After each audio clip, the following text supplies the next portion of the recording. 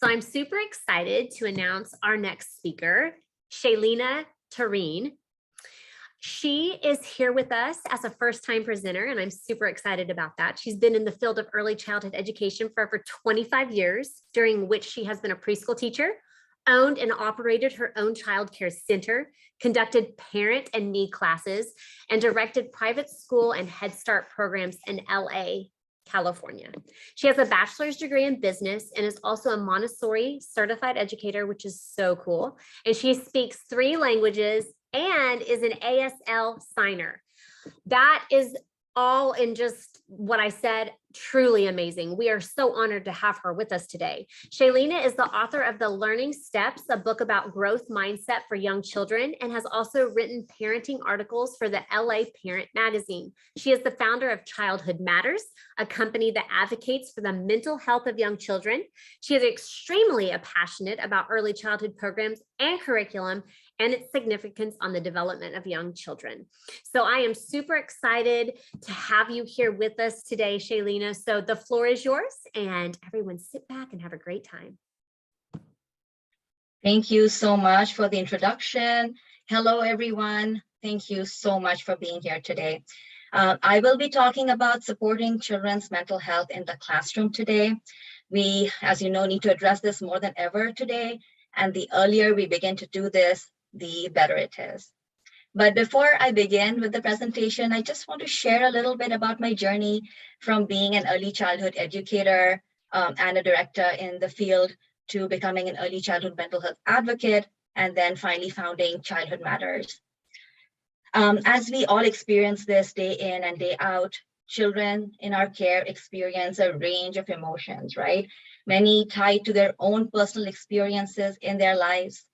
How do we support them through these difficult moments? And how do we equip children in our care to be able to self-regulate? I, in my years, have had numerous parents and educators come to me and ask me how to prepare a child for an upcoming event, or to begin a conversation about a difficult topic, or even how to support the child through a big life transition. At that time, I would, just go to the library and pick up a book and, give it to them and, hope that they would be able to start a conversation from there. But it was actually during the pandemic that I was really thinking about this. And I knew that there had to be more than, handing them a book. And books are great, but I know that there's more than that. So I wanted to create a space where, they are able to find resources all in one place, in one toolkit. So what we're going to do today is we're going to take a look at all the tools that we can give children and even families to help them feel safe and secure in their own bodies.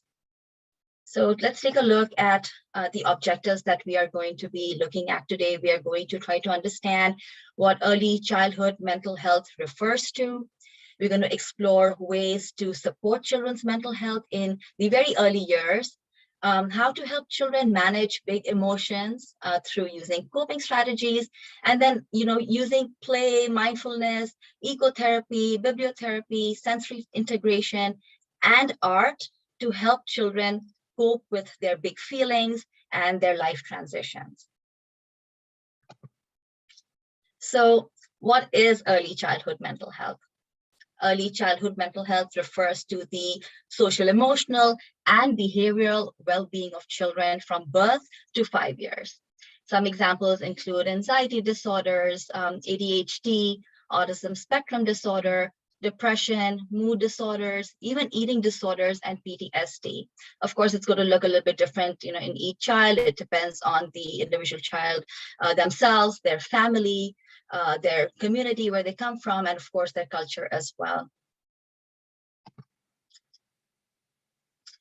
So here, there's a little bit of data that you see, and it was actually quite surprising to me when I see these numbers, where there's an estimate that 9.5 to 14% of children from birth to age 5 experience emotional and behavioral disturbances, and 85% of children that are in Head Start with identified behavior health needs do not receive the help that they need.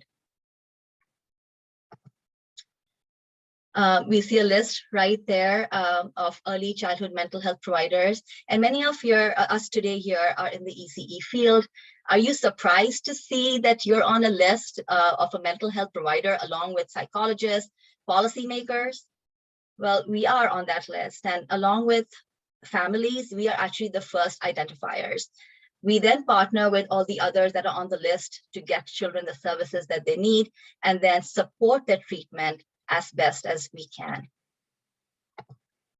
But do we feel trained? Do we feel trained to be in this role? Well, when we ask this to many teachers out there, only 1 in 5 teachers actually feel that they feel equipped or they have the training for this, and only 34% of teachers believe that they have the skills necessary to actually address students' mental health needs. As ECE educators, we've always been taught 3 basic things, right? Observe the child, document what you're observing, and then report that. And as much as you want to help, children with mental health conditions will require the assessment and support of multiple professionals involving a trained physician, therapists, social workers, so that they're able to develop an IEP or an individualized education program with the child's family. So today, we're not going to be going into any details about supporting specific behavioral or mental health disorders. However, we are going to talk about how children's general mental health, regardless of them having a diagnosis or not, and how we can support them in many ways. So I'm going to ask you, can children get stressed? Do they experience anxiety? Yes. Children can absolutely experience stress and anxiety. Children experience stress just like adults, just like us. When they start a new school, welcoming a new sibling, navigating through a chronic illness themselves maybe, or even of a family member, a loss of a pet, death of a loved one, a divorce or separation of parents, or even simply moving to a new home. These are all big events in a child's life. These significant life transitions are not always easy to face.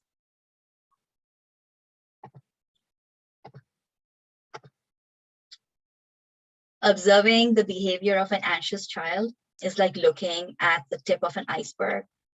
Underlying the anxious behavior are layers of emotions and experiences, and some of these come out in behaviors like anger or difficulty sleeping at night, defiance, avoidance, a lack of focus in things that they do. So, we see one thing, we see the child is, showing a behavior, but we don't understand that there are underlying reasons for that behavior.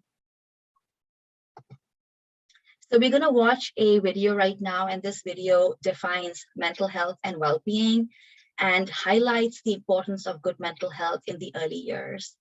This video also covers the kind of things that you might notice when a child is experiencing good mental health and what you would observe if they were experiencing some difficulties.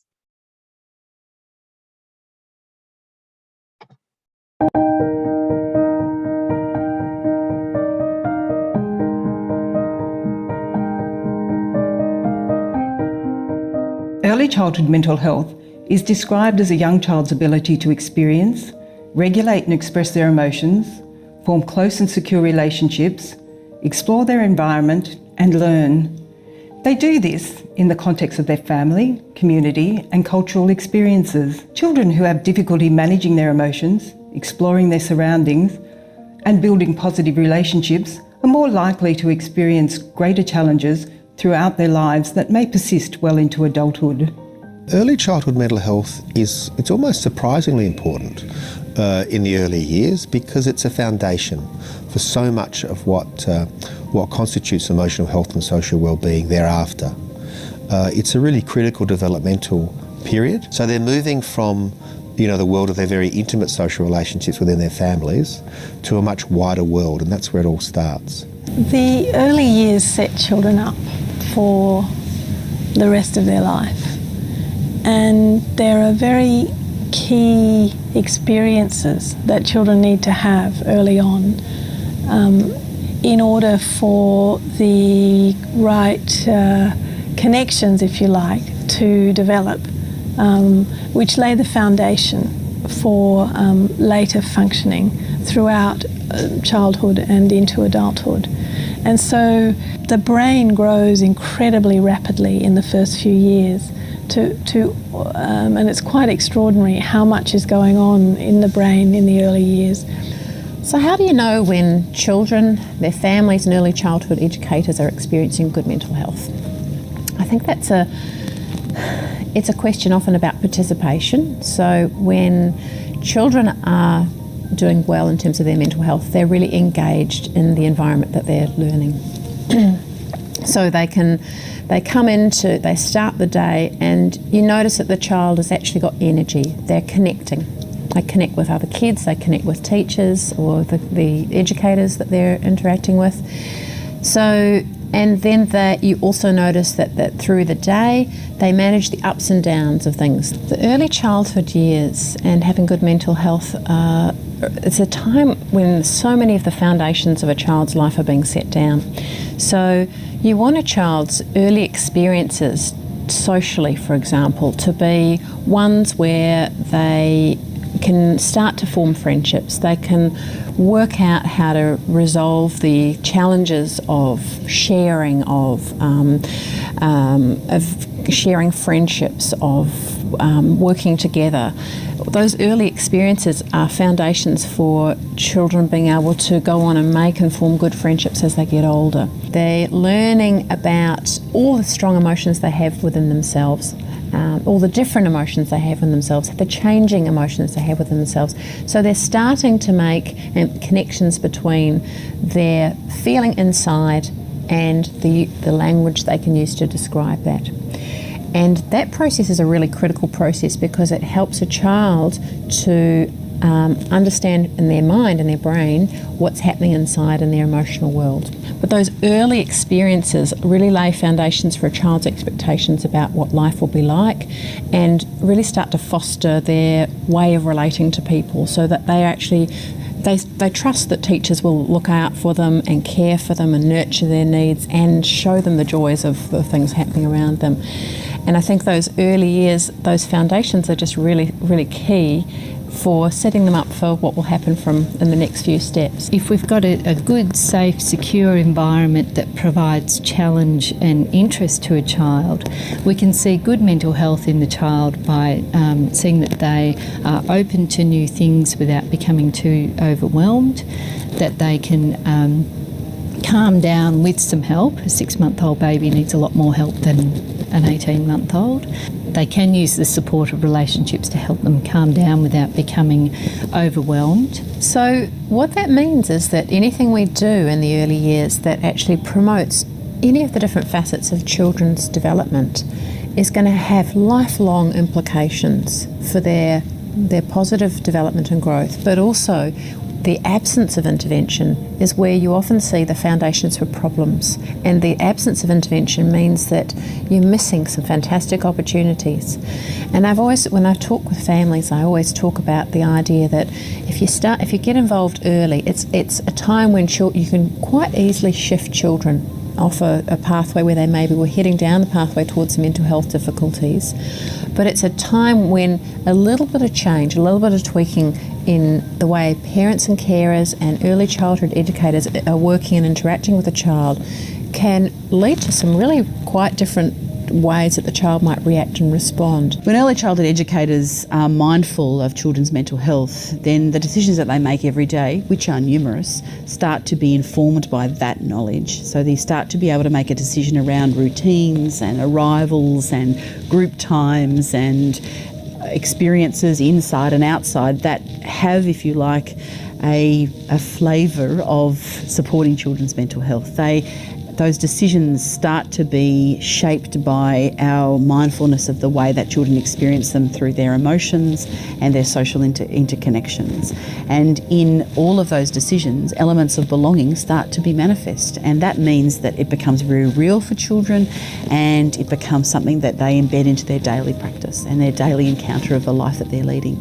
It's important for all educators in a service to understand what mental health is about, what it means, how it relates to children's well-being in general. I think in the service philosophy statement, I think it goes back to that, if you take your philosophy statement really seriously, that it needs to be absolutely front and center that the main concern of the service, no matter where it is, what type of service it is children's mental health or children's well-being.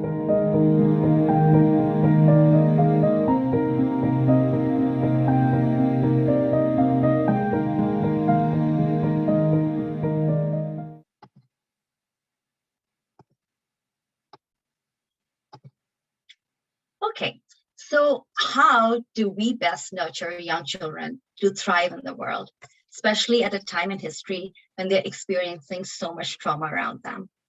The answer for me is SEL, or social emotional learning. While SEL and mental health are really not the same, but SEL can promote positive mental health in so many ways. Beginning early in life, social and emotional learning is highly important for children, for helping preschool children understand and manage their emotions, feel and show empathy for others, establish healthy relationships, and then also make responsible decisions. Teaching social and emotional competency does not need to be an add-on curriculum where you're working extra hard now. It is just ideal to be proactive and intentional when you're teaching them. And why does that matter? Why does it matter to teach children SEL? Well, children who develop good social and emotional skills make friends easier. They understand and express their emotions. They are ready for the school experience. And they also think critically and are ready to learn new things. So how do we build emotional resilience in children? First step, exploring their emotions. Just like any other skill that is vital to healthy social and emotional development in a child, learning how to identify and cope with emotions needs to be supported and encouraged. We can foster children's emotional literacy by, firstly, teaching them how to name emotions. So say you have a child who is in the reading area and is reading a book and has a little brother who's also in the same classroom, and the baby brother has taken the child's book and ripped the picture. And now the child is obviously upset, mad, perhaps. So you can go up to the child and say, "You are mad. Baby brother ripped your picture and you are mad." Right? You're giving them the vocabulary that what you're feeling inside you is called being mad. In the same way, say you have a child who just got dropped off and grandma just left, and the child is really sad that grandma left and is probably crying. You can go up and say, "You're sad. Grandma left and you didn't want her to leave. You feel so sad." Again, you're giving a word to the feeling that this child is experiencing. Once you're done with that, you will now normalize this emotion. Let's go back to the grandma example. You can tell the child, "When grandma left this morning, you felt very sad.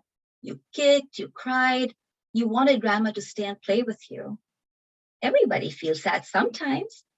I feel sad when grandma left too. I like talking with her and watching her read books to you. It's sad when people say goodbye. Do you want to draw a picture for her?" Now, what have you done here? You are telling the child that, yes, you are feeling sad, and it's completely normal to feel the way that you're feeling. Even I feel sad sometimes. Okay, and then you're also giving them a strategy that, hey, do you want to make a picture? That way you're telling the child that you are going to be reconnecting with your grandma later on today. And then finally, we will discuss some strategies with the child. What can you do? If a child is struggling with an emotion such as this child, help them verbalize how they're feeling and both what they can do and what they can do. Such as you can say, "When I'm mad, I can't hit my brother, but I can stomp my feet or squeeze my ball." Give them a little, squishy ball to squeeze. The next time this child is feeling this emotion, they know exactly what to go to, what their coping strategy is going to be. You can even introduce strategies through fun things like songs and poems. Here's a poem that I wrote to teach children the difference between positive and negative coping skills. I'm going to read it out to you. It goes something like that. "I am sad. I want to cry. I don't know what to do. I can listen to some music and paint a picture or two. I am angry. This is not fair. Should I yell and storm away? Let's try to take some deep breaths and find a game to play. I'm scared. My heart is racing. This feeling I can't ignore. I could talk to someone or write in my journal some more. I'm worried. What will happen? This is so hard to bear. Let's take a walk outside and breathe in some fresh air. Right here, you're just telling them it's okay to feel the way you're feeling, but there are ways to overcome the feelings, and here are some positive ways of doing so. So I have, during the course of this presentation, like 1-minute videos of me talking and explaining things. I thought I'll give it a little break from like listening to my voice and looking at me here. It's just a different version of me. But here I am going to be talking about how you can have conversations with children about how they're feeling.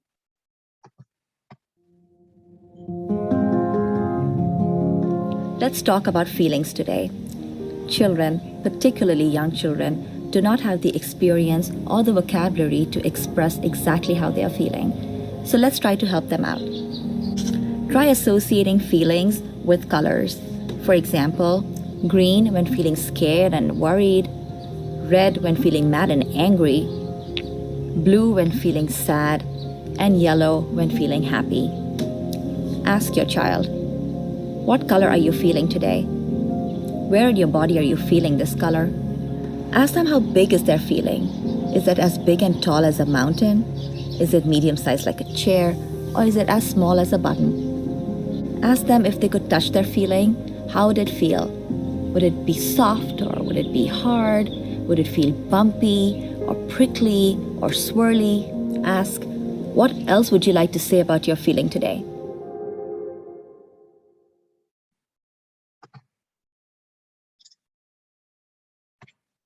So on the screen, you are going to see a behavior chart and a feelings chart. And, some of us do use the behavior chart, and I strongly encourage switching that around with the feelings chart. It really helps to understand where a child's behavior is stemming from. Knowing how a child is feeling opens up conversations with this child. For instance, say during the course of the day, a child has changed his name clip from the happy to the sad. Now you've noticed that change, and you can address this change and find out maybe the child is missing dad who is away on a work trip. Now you're able to validate how this child is feeling. You're able to provide comfort and a strategy to help the child manage this emotion before this child uses a negative coping skill, which may display in form of a negative behavior. So you're catching it right there just by finding out how this child is feeling. Children have much fewer tools in their toolbox to help control big feelings. And in order to provide them with new tools, we need to put in some time and words to show them that we are there for them and we will help them get through this. So say, for instance, a child comes to you and says, I'm feeling scared, So if you were right, they're going to say, oh, there's nothing to be scared of. Try switching it and saying, you're validating them. You are scared. I'm here with you. Right away, the child is feeling safe with you. They know you're there to help them get over this feeling. Or if a child comes to you and says, I'm worried about so-and-so, instead of saying, don't worry about it, say, looks like you're worried. Do you want to take some deep breaths with me? Right there, you're giving them a strategy to help them feel better. Positive social skills are protective factors for mental health. The good news is that we can help children develop these skills by teaching children emotional identification and management, mindfulness, coping skills, communication skills, and relaxation techniques. In this video, I'll explain why using coping strategies is so beneficial. Just like we need to teach our children how to identify and express their feelings, we must also teach them how to cope or manage with them. Learning to manage our emotions begins when we are young, and continues throughout our lives. By helping children learn healthy coping techniques early on and practicing them, we are helping them build resilience and setting them up for success. If practicing coping skills becomes a part of children's daily lives, they are more likely to use them without even realizing it.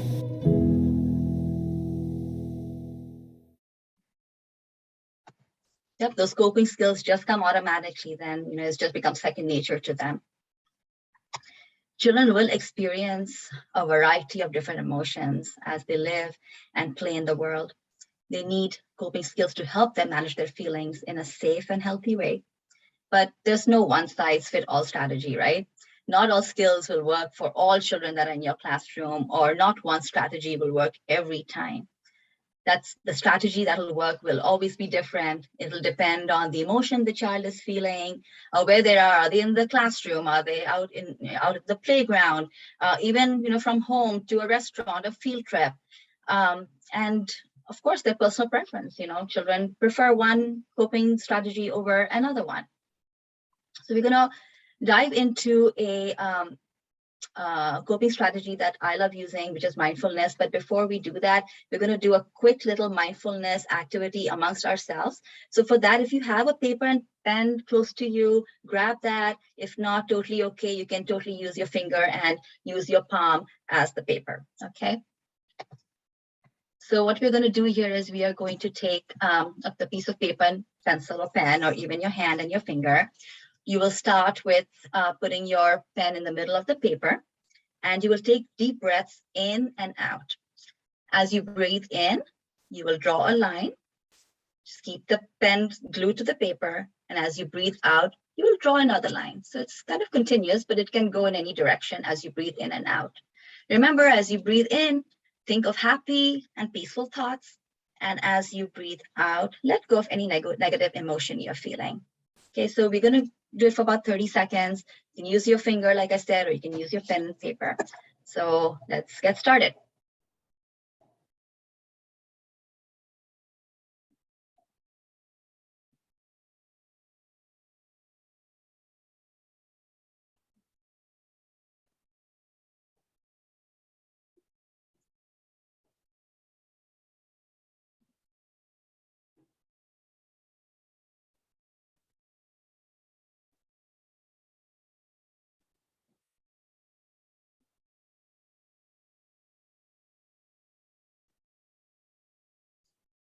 Okay, we can stop drawing our breaths, as I like to call it. Now, as you focused on this activity, you were focusing on your breathing. You were mindful of the present. You were letting go of negative feelings, taking in positive ones. And you know what you were doing? You were regulating your nervous system. And also, you were making a little bit of a artwork right there with your breathing. So thank you so much for participating. Let's talk a little bit about how to, do some mindfulness with children in the classrooms. We've talked a lot today about helping children learn about emotions. Now, when children understand how emotions work, they are able to name their emotions, and they, in fact, know what emotion they're experiencing. They can now learn to calm down and reflect. And one way they can learn to do that is through mindfulness. In this video, I will talk about some mindfulness tools you can use with your children in your care. Mindfulness is paying attention to the present moment. When we teach children mindfulness, we equip them with tools to manage stress, build self-esteem, and skillfully approach challenges. Try simple breathing exercises with your child, such as smell the flower and blow out the candle. You can also use the pinwheel for this exercise. You can try box breathing with your children, where you take a square and your child just traces the outline of the square and breathes in and out.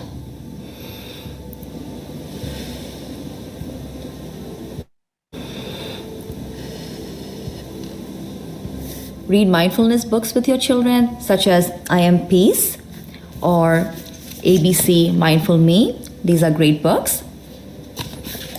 Try some simple yoga poses with your child or some mindful meditation exercises. These practices will help your child regulate their emotions and will also help them improve their executive functions.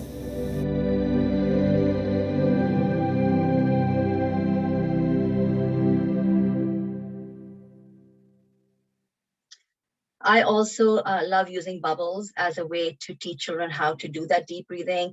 Children just love having props with them as they learn these new techniques. So if you are teaching them how to deep breathe, you can definitely go to these props like the pinwheel that I've shown you, or even bubbles. Another thing that I love using with children is ecotherapy, which is basically just nature therapy. Using the outdoors to regulate is an amazing coping strategy for children. Exposure to nature has shown to reduce stress and increase attention spans in children. When a child is out in nature, all their senses get activated. I always say that the color of happiness just might be green. I mean, we as adults, we love that. We go out and we feel the sense of calm as we are in the outdoors. So it's amazing both for adults and children. So it's no secret that body and mind are connected, right?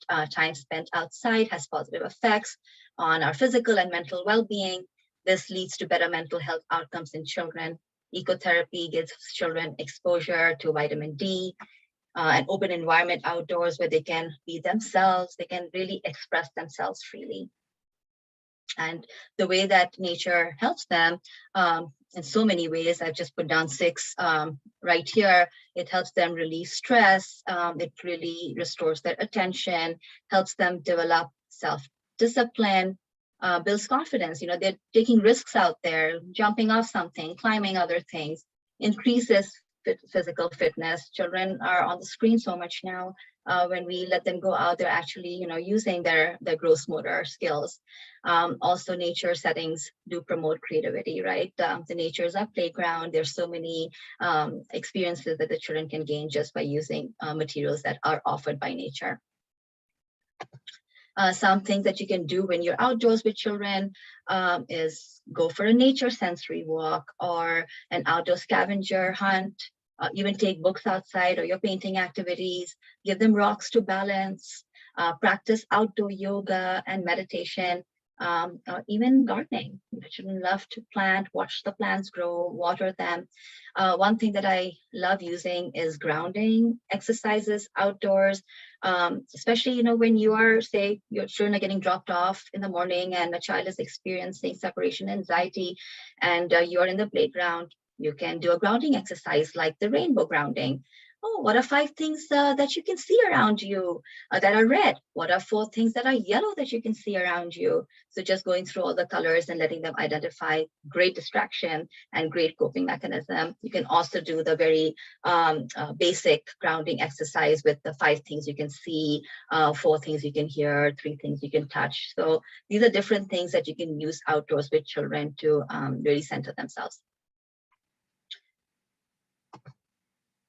Art. Art is a coping tool. We all have art centers in our classrooms, lots of art materials at home. We can help children use this as a coping tool. It is a medium through which children can express their suppressed emotions that they may not be aware of. They may have difficulty expressing their emotions in words, but those same feelings can be conveyed through creative mediums. So we're going to take a look at this little activity that a child did, right? Here is an example of how art can help children express emotions. And this is by no means a process art experience. It's not supposed to be, right? This particular one, of course, you can use process art also to help children express their emotions. But this particular one, it helps us understand how this child is feeling and also gives the child an opportunity to communicate that with us without using words. Now you can pretty much offer a paper and some crayons to a child, and they'll be able to perhaps draw something, and then you can start a conversation with the child, like, you know, I see you've drawn this, or can you tell me a little bit about your picture? And again, this helps start those important conversations which might have never even come up if you hadn't given that child that opportunity to use art as a medium to have a conversation. So art allows children to process the things that have happened to them and helps reduce stress and anxiety as they work through these challenges. And it does not always have to be coloring or painting. You can use clay and Play-Doh, even writing songs or poems, dancing, lots of music, having them reenact plays, even puppets. I think puppets are amazing, giving children puppets and they really, express themselves in so many ways using those. Bibliotherapy. Okay, I can't talk enough about books. It's my go-to coping tool. Bibliotherapy is when books are used to help children in overcoming problems by having them read stories about characters who have successfully resolved a problem that's similar to their own. It's a wonderful tool to help prepare children for any upcoming changes or events in their lives by introducing it through a book. It kind of helps to normalize the situation a little bit. The goals of bibliotherapy is to help children identify and validate their feelings, realize that there are other children in this world who have problems that are similar to their own. They're not feeling isolated. They're not feeling alone in this. It also helps to start a discussion about it. It helps them to find perhaps a coping skill or a solution through that story. So these are all great reasons why we can use books to introduce things like that to children. A fun fact is the word bibliotherapy is actually a combination of the Greek word for book and healing. Right? Put it together, and we all know that books do and can heal, not just children, us adults as well. And there's so many resources out there. That's what I love. I mean, anything that you're trying to deal with or anything you're trying to, introduce to a child, there's a book to it. All I say is just please make sure you read the book beforehand before introducing it to the child. If there's a specific book that you want to use for a child to introduce a certain issue, I would also discuss it with the parent if it's a particular child that you're going to be introducing that to. Some books that are my go-tos are The Rainbow Bridge for loss of a pet, Eddie's Brave Journey for grief and loss. I know the author, and she's experienced grief and loss in her childhood. So this is something that she wrote, and it's an amazing book. For chronic illness for a child, Tiger Levy is also an amazing resource. Play. Okay, we all know that play is a child's natural mechanism for coping, right? It gives them the power and control over happenings that they don't fully understand, right? I will give you an example. I don't know if you remember, but in 2008, in the summer, there was an oil spill. And I remember being at a local lake and seeing children there, making their sandcastles as usual. And over again, I would hear them shout, spill, oil spill. And other scenarios that were reflecting of the current issue. Now, how they heard of it, media, TV, I don't know, but they were actually using that in their play. Similarly, after September 11th, many teachers reported that children were reenacting tower collapsing in their block play. So just as adults have unconscious coping mechanisms for dealing with trauma, children naturally use creative and imaginary play to cope. As Lawrence Cohen really aptly put this, children don't say, I've had a hard day, can we talk? Not a lot of adults say that as well. But children say, will you play with me? And we need to take those opportunities when they come up and say, will you play with me? Because they obviously need you at that time. Okay, so another thing that I like to integrate as a coping skill is sensory integration. Sensory coping tools focus on a child's senses to help them regulate their emotions and to help center themselves. Now, there are some ideas here for touch.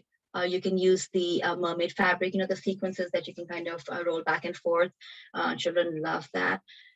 Using hand warmers or Play-Doh and slime that we normally use in the classroom are great for the touch sense. For the taste, having them eat something chewy or sour, or even a glass of water sometimes works great. The sense of smell, using calming scents like lavender, adding it in some water play or in Play-Doh or slime. For the visual, giving them to watch a lava lamp or a sensory bottle that you might have made, dimming down the lights or turning them completely off. for the auditory, listening to sounds like the birds chirping or the ocean waves. So things like that, even just simple white noise can be really calming for children. So here on the screen, you're going to see some coping toolboxes that we created. Childhood Matters. Coping skills toolbox is an actual physical container, or it can be a bag even, that houses these items that children can use to help calm down and express their emotions in healthy ways. Having a toolbox is one way to keep several of these tools ready and available to use. You can make your own. You can use breathing techniques in there. You can put in props, books, stress balls, other featured items. I mean, the list is endless. You can add so many things, keep switching it around. Have the toolbox available so children know where to find it. It's like a mental health first aid box, right? Children know where to go if they're feeling dysregulated. They know that they're right there and they're able to use them. And they don't have to be, dysregulated to use this. I feel that if we have these items readily available at all times and children are practicing more and more using this becomes natural to them. They know when to use it then. So it's not something that's only there, oh, it's special because you're not feeling quite, regulated right now. No, it doesn't have to be like that. So as I end, I want to just quickly say that children's earliest experience may stick with them for years and continue to influence them well into adulthood, their mental and emotional well-being, social relationships, and even their physical health. This is why social emotional learning and early intervention is of utmost importance. And I always say what happens in childhood does not stay in childhood. And that's why that early intervention is important, right? On my next screen, I have my email address. I have the website information. The good news is, and I think you guys are the first one that I'm sharing this with. I haven't even shared this on my Instagram or anything, but we are in the process of going nonprofit. We want to be able to reach as many families and children as we can who need these coping skills and strategies. And we are really excited that we are on this journey to be able to help so many people out there. We are constantly in touch with child life specialists who are dealing with children in hospitals with chronic illnesses, and families and siblings who are going through this with them. So there's so many children who need these resources. Parents don't know where to find them. Parents might not have the time to go. I mean, if your child is ill, you're not really looking for those resources. So we want to make sure that these are readily available for families and children to use. So I'm really excited that we're going to be able to reach out in that way. I also wanted to offer in our newsletters every month, we actually send out tons of free resources that you can print and use with children, sometimes they're printable, activities that you can use. So you can absolutely join in on our website and subscribe, and you'll get those free in your mailbox once a month. We have amazing resources for parents as well. So if you are a parent, or if you know of a parent who might be able to use these resources, please direct them to us. We want to be able to reach out to them. Okay, so thank you so much, everyone. Really appreciate you listening through and being with me here today.